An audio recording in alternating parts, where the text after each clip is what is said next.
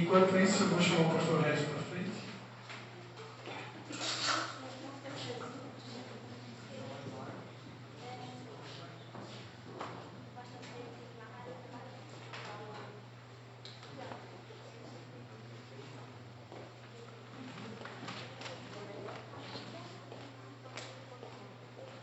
Aleluia. Minha irmã, estenda a palma da mão para cima, quero orar por você, amém? Pai, em nome de Jesus, nós te damos graças, Pai, por cada vida que está aqui, por aqueles que puderam estar semeando nessa obra, Pai, que não é nossa, Senhor. Ela é totalmente tua, Senhor. Foi o Senhor que colocou no nosso coração o desejo de realizar esse encontro, Pai, que eu tenho certeza que cumprirá o seu propósito. Nós pedimos, abre a janela dos céus, abençoa cada vida que está nesse lugar, aqueles que puderam contribuir e também aqueles que não puderam, Senhor. Nós abençoamos cada um em nome do Pai, do Filho e do Espírito Santo. Amém. Amém, amados? Esse aqui é o pastor Regis, né? O pastor Regis é um filho amado nosso. Ele já tem estado com a gente já em algumas oportunidades. Eu não vou esquecer, em uma das ocasiões ele ministrou, pode se sentar, ele ministrou aquela passagem, né? Que fala que Moisés precisava usar um véu por causa da glória que havia nele. Mas há uma promessa na Bíblia que o ministério sem o véu, que é o nosso, seria maior do que o de Moisés. E o pastor Regis ministrou essa palavra, é uma das palavras que ele ministrou, e essa daí eu não esqueci mais, porque eu acredito nessa palavra. Eu acredito num tempo que a glória de Deus será tamanha, que as pessoas vão ter que usar o véu para poder falar com a gente. Vai ser o contrário. Aleluia. Vamos estar orando pela vida do pastor Regis, amém? Tenho certeza que Deus vai usar ele tremendamente para falar conosco, como sempre tem usado. Pai, em nome de Jesus, nós te damos graças pela vida do pastor Regis, Pai. Ele que tem sido um instrumento teu ali na cidade de Forquilinhas, ali naquela região, e por todo lugar onde o Senhor tem enviado ele, Pai. Nós sabemos o temor que ele tem no seu coração, o compromisso que ele tem, Pai, de fazer a tua obra totalmente dependente do teu Espírito, como foi ministrado aqui nessa noite. Mais uma vez nós te pedimos, Pai, toma ele em tuas mãos e usa ele como instrumento para comunicar ao nosso coração que o Senhor tem para nós ainda nessa noite. Em nome de Jesus. Amém. Aleluia. Amém, amados. Graças. Prazer estar aqui com vocês, né? Vocês possam me dar a graça do apóstolo Luiz tinha, né?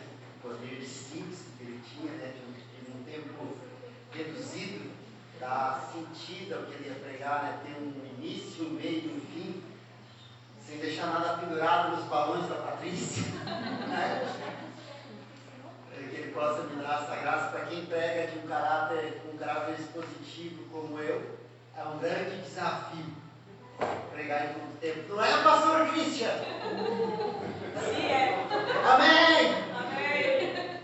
Mas Deus vai me dar graça. Amém? Tá. Então eu gostaria de ler com os amados irmãos carta de 2 Pedro, apóstolo Pedro, né? Segunda carta. Vamos lá. Epístola é mais chique, né, irmãos? Capítulo 2, verso 10. Tem tentado ser chique, mas não é fácil. Quem sai da roça e não quis estudar, não é fácil não. A gente trupica, né, irmã? A gente trupica às vezes. Glória a Deus. 2 Pedro, vamos ver 2 versos. Capítulo 1, verso 10. Portanto, irmãos, procurai fazer cada vez mais firme a vossa vocação e eleição, pois fazendo isso, nunca jamais tropeçareis. Amém? E o verso 11 diz assim: e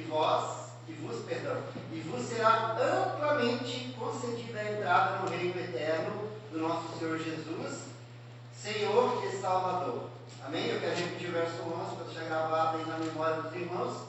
E vos será amplamente concedida a entrada no reino eterno do nosso Senhor e Salvador Jesus Cristo. Amém, amados? Esse texto é um texto que nos dá, a mim pelo menos, me dá uma motivação, não é verdade? Diz que quando a gente conclui o que nos está proposto, a porta do céu, ela é amplamente aberta, né? Então eu penso que exista um pouco mais do que salvação e que nós podemos entrar lá. Esse é um texto que baseia isso e mais uma série de outros textos que nos confirmam isso, que vão existir lugares diferentes na eternidade, sim ou não? Bom, quando Moisés, já estão citados aqui, tem a visão do tabernáculo, lá são o quê? São 3 níveis, não é isso?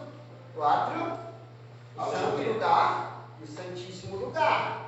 Então são 3 níveis de comunhão, são 3 níveis de compromisso e por consequência 3 níveis de comunhão, ok? Então eu entendo que o céu não vai ser igual para todo mundo, glória a Deus. O céu vai ser uma resposta daquilo que nós fazemos aqui. Amém. Ah, pastor, mas não podemos fazer a obra de Deus por interesse, e sim pela cruz. Sim, eu vou falar da cruz, porque não existe evangelho sem a cruz. Mas se nós não entendermos, amados, que existem motivações na palavra para se fazer essa obra, nós vamos ter problema com uma série de textos da Bíblia. Quando o apóstolo Paulo diz assim em 2 Coríntios 2,9: nem olhos viram, nem ouvidos ouviram, nem jamais subiu ao coração do homem o que está guardado para quem, pastor? Para aqueles que o amam. Isso é motivador, irmãos? Eu estou falando de uma expectativa futura, não é isso? Quando Jesus está reunido, estou me acelerando, vou bem rápido, viu? Quando Jesus está reunido, lá em João 14, com os 11, e por que não está com os 12? Porque Judas já se ausentou. Porque em João 11, Cristo começa a falar sobre o céu. E quem é da terra não entende nada sobre o céu. Amém? O céu é sempre uma palavra, então Judas tem que sair. Glória a Deus, aleluia. Mas quando ele começa a pregar sobre o céu em João 14, ele diz o quê? Na casa de meu pai tem muitas moradas. Se não fosse assim, eu não teria dito. E se eu for e vos preparar um lugar, o que vai acontecer? Virei outra vez e vos levarei para mim mesmo, para onde eu estou. E o verbo é esse: estejais vós também. O que é isso, irmão? É uma motivação, não é? Sim ou não? Sim. É uma motivação. Irmão, Deus sempre trabalhou com motivação. Quando os espias, irmãos, vão espiar a terra prometida, são 12 príncipes, não é isso, pastor Marcos? São 12 príncipes. Eles vão espiar a terra. Como que eles veem a terra? Maravilhosa, não é isso? Também, eu vou dizer um negócio, vocês podiam ter facilitado um pouco, né? Por que foi escolher a terra de gigante? Não podia ser a terra de anão? Não, né? Que ser gigante. Só que aí os 10 príncipes veem aquela situação toda e eles dizem: bom, a terra é legal, está aqui os frutos.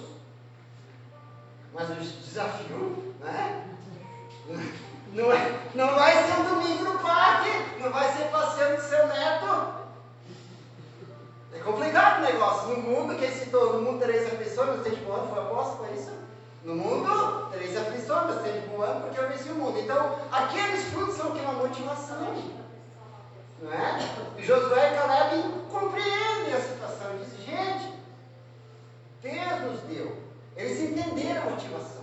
Os outros 10 príncipes desanimaram.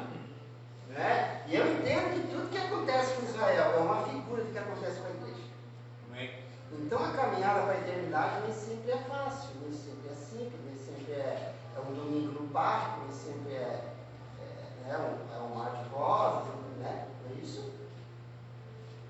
Quem já teve dificuldade aqui para caminhar com Cristo? Porque é assim.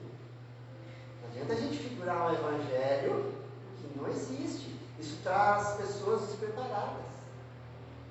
Imagina, a gente não pode aumentar o evangelho. Não pode purpurinar o evangelho. Ele tem que ser como ele é. É um evangelho de desafios, né? Mas sempre o evangelho é recompensador. Então esse texto, mas é um texto que nos motiva, né? E ele nos dá.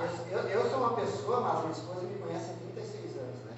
Eu sou uma pessoa que eu preciso ser sempre estimulado, sempre incentivado. Entendeu?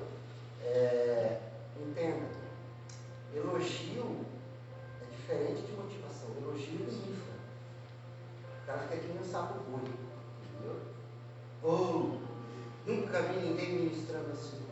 Meu Deus, pronto, só acabou.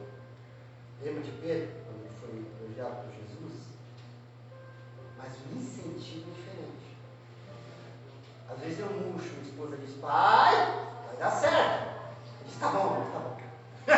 Já motivei de novo, entendeu? Eu sou uma pessoa assim, estou aqui me expondo para os irmãos. Aleluia. Eu estou me expondo aqui. Tá? Então você não precisa me elogiar, mas se você tiver uma palavra de motivação, receba. Glória a Deus. Glória a Deus. Nós precisamos ser motivados. Nós precisamos ser. A Bíblia nos motiva o tempo todo, gente. Não é? Jesus motiva, nos motiva o tempo todo. Sempre com essa vida de esperança. E aonde entra a cruz dessa motivação? A cruz, amados, é o que nos dá. Para mim, vou pegar uma heresia agora, depois você arruma aí. A cruz, para mim, ela é translúcida. Vou explicar. Eu vejo através dela. Eu vejo essas promessas através da cruz, porque nunca é meritório. Nunca é por mim, é sempre por Ele. Então, quando eu vejo as promessas, eu vejo por Ele. Por isso que eu digo que a cruz é translúcida. Eu vejo através dela. Então, eu sempre olho para a cruz. E aí, pela cruz, eu alcanço o que Cristo já fez por mim. Porque, não vou falar, mas Ele já fez por mim. Já está projetado. Já está. A Bíblia diz que Ele me conhecia desde o ventre da minha mãe. Não é isso? Assim? Então, está tudo no programa de Deus. Então, cada promessa, já está tudo programado. Então, pela cruz nós temos as promessas. E talvez, amado, e aí tem duas palavras, como diria a pastora Sabrina, tem duas palavras remas aqui que eu gostaria de separar, que louvado seja Deus, já foram bastante, foi bastante citado aqui. Mas é bom, isso é uma confirmação, né? Por isso que às vezes é ruim pregar por hoje, aí eles pensam que as pessoas pensam que ele está repetindo, mas não é, que já estava escrito também. Aleluia. Tem duas palavras-chave que eu gostaria de destacar bem rapidamente com os irmãos. Que é, e vos será amplamente concedida a entrada do reino eterno, do nosso Senhor e Salvador Jesus Cristo, essas duas palavras, Senhor e Salvador. E quero falar de primeiro como Jesus como Salvador. E eu me alegro muito porque eu vi um ex-político, ainda político ou ex-político? Ex-político falando e eu posei no coração, né? Porque, amados, a igreja tem olhado para tantas coisas, não é verdade, irmãos? Tantas coisas têm sido supostamente colocadas como salvadoras. O que nós aprendemos, apóstolo, com a perda da última eleição?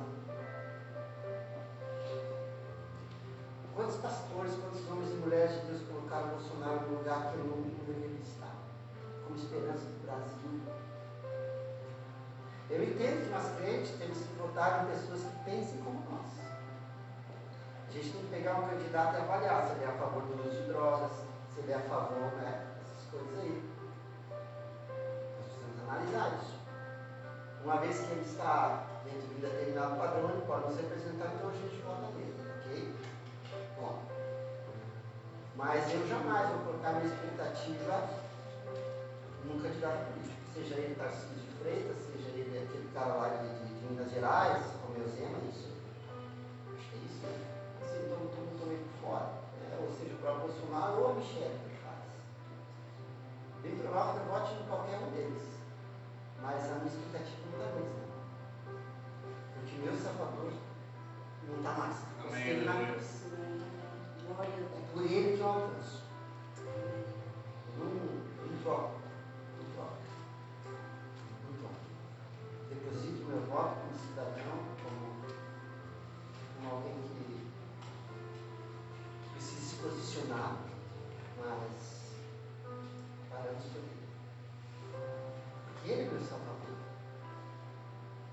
E segunda coisa, vê-lo de fato, como já foi pregado aqui também, como Senhor.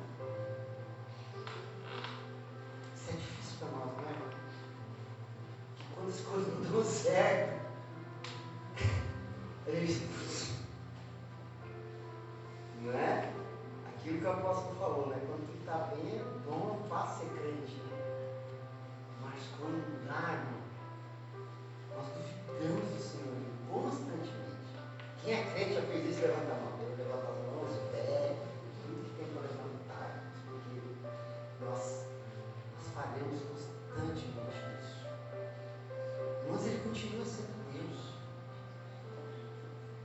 Ele não está andando de um lado para o outro na eternidade, pensando, o que eu vou fazer aqui? O que eu vou fazer? Não, já está tudo escrito, já está tudo programado. O senhorio de Deus. Eu tenho buscado esse recurso.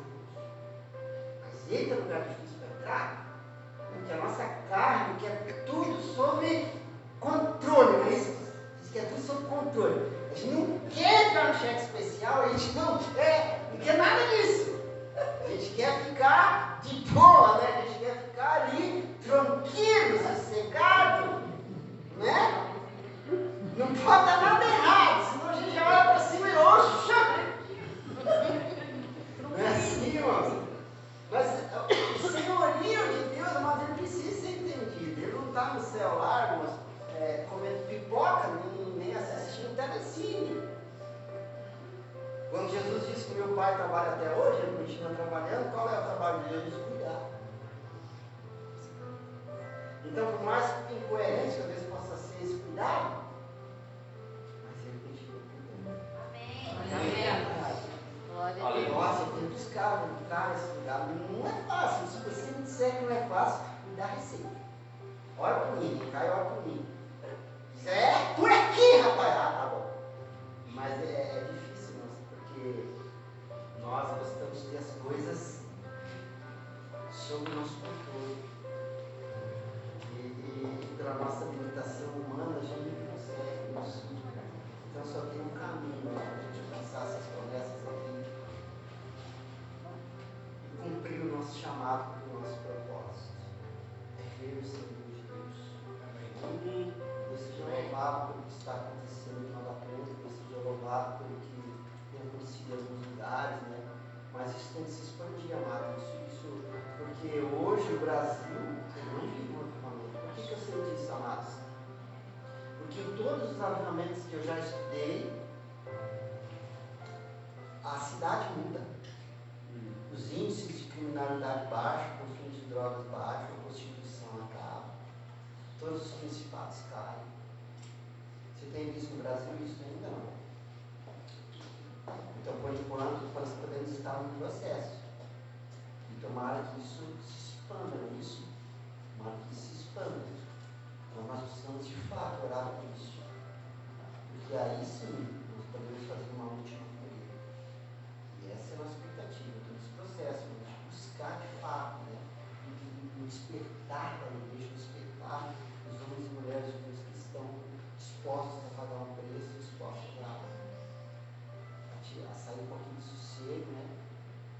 Comprar umas brigas aí com o demônio, né? Porque todo avivamento compra a briga de Satanás, amém, Senhor? Então, que nós possamos fazer parte disso. Já pensou em construir algo eterno? Já pensou em construir algo eterno?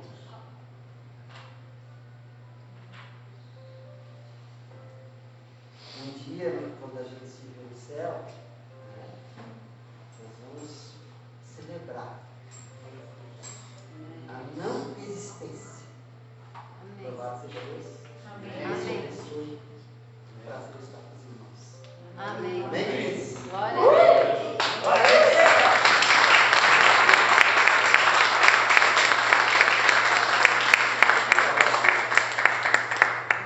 Aleluia.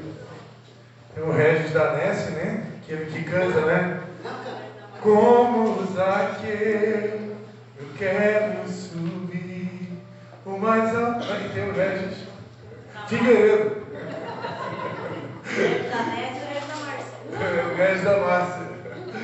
Amém, amados. Glórias a Jesus. Amém. Então, sem mais delongas, chamar para